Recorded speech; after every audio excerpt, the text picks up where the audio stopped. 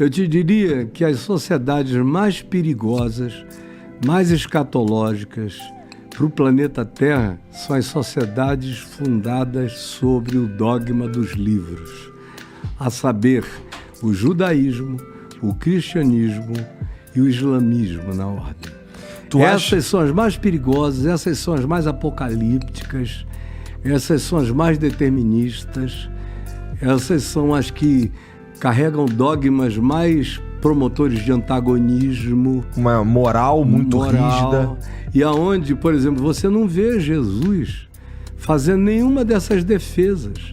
Você não vê Jesus exaltando o Velho Testamento como algo completamente literal para ser observado, porque ele disse, eu vim para cumprir a lei. Diz que a lei e os profetas tiveram sua vigência até João Batista. Depois disso é anunciado o Evangelho do Reino de Deus, que não é outra coisa a não ser as boas novas do que ele veio trazer e das pautas eternas de reconciliação, de humanização, de misericórdia, de graça, de amor, de justiça, de verdade, que ele viveu, ensinou e praticou e gestuou. Tem alguma coisa, na tua opinião, que foi a coisa mais importante que Jesus falou? Ah, sim. Que é amai-vos uns aos outros como eu vos amei. Nisso aí... Nisso daí não tá meio que... Isso não engloba... Tudo. Jesus. Tudo. Jesus não tá nessa frase aí. Ele diz, e Paulo repete, que quem ama cumpre toda a lei, todos os profetas cumpre tudo. O amor é a completude de todas as coisas. Você não precisa mais ouvir nenhum profeta, ninguém, se você aprender a amar com o que Jesus praticou como amor. Porque as pessoas confundem muito, é uma palavra desgastada pra caramba, é amor. O cara tá com tesão, diz que tá amando. Tá com tesão, bicho. Você tá só com eros no pau. Nada disso. Tá com eros na pepeca. Não é amor, é paixão, é química. O teu cachorro também, qualquer um outro também. Não é amor. Amor é outro departamento. Ou ele tem uma relação fraterna legal. É filéu no grego.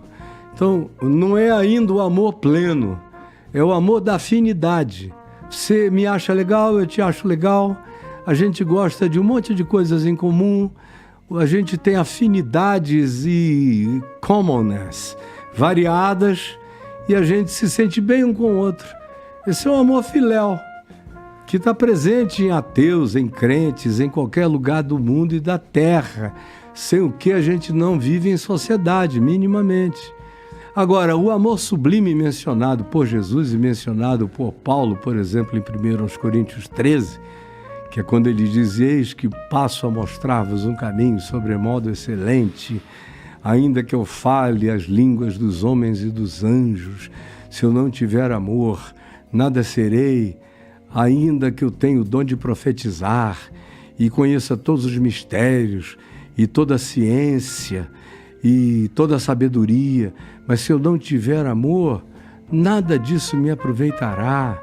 Ainda que eu entregue o meu próprio corpo para ser queimado, ainda que eu distribua todos os meus bens entre os pobres, ainda que eu viva os extremos mais impensáveis, mas se isso não for praticado por causa do amor, nada disso terá galardão ou significado na minha vida.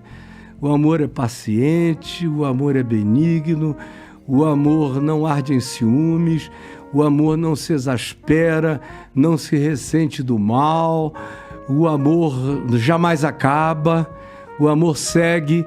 O que é amor para Jesus? É amai os vossos inimigos. Foi um dos mandamentos. É claro que ele não está dizendo tende tesão pelos vossos inimigos ou caí de desmilinguimento fraterno por aqueles que espancam você.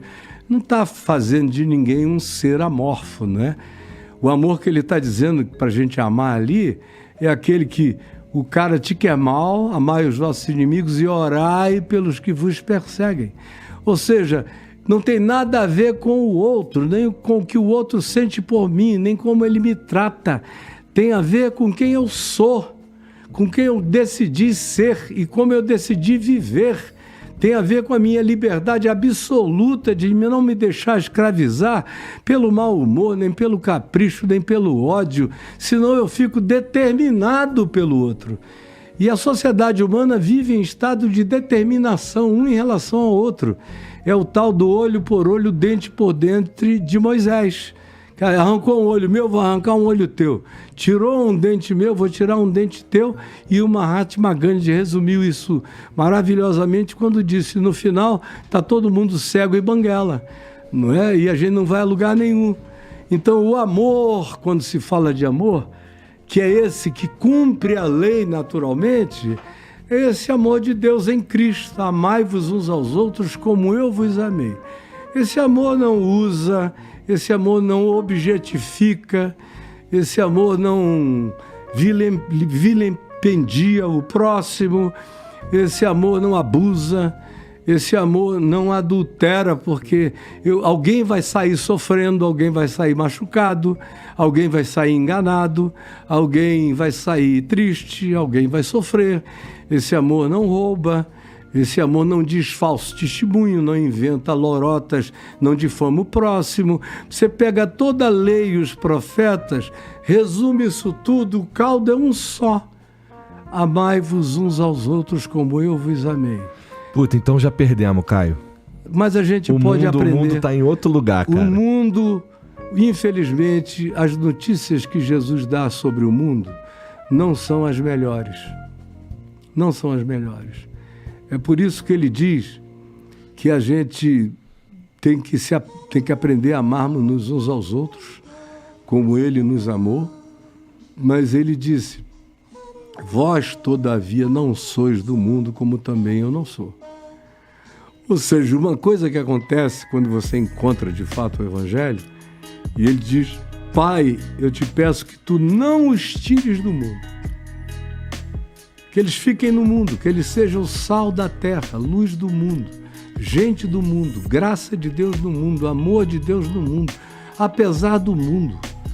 Com tudo que o mundo possa trazer de negatividade contra eles, que eles não tenham medo de viver o teu amor, tenham a coragem de amar.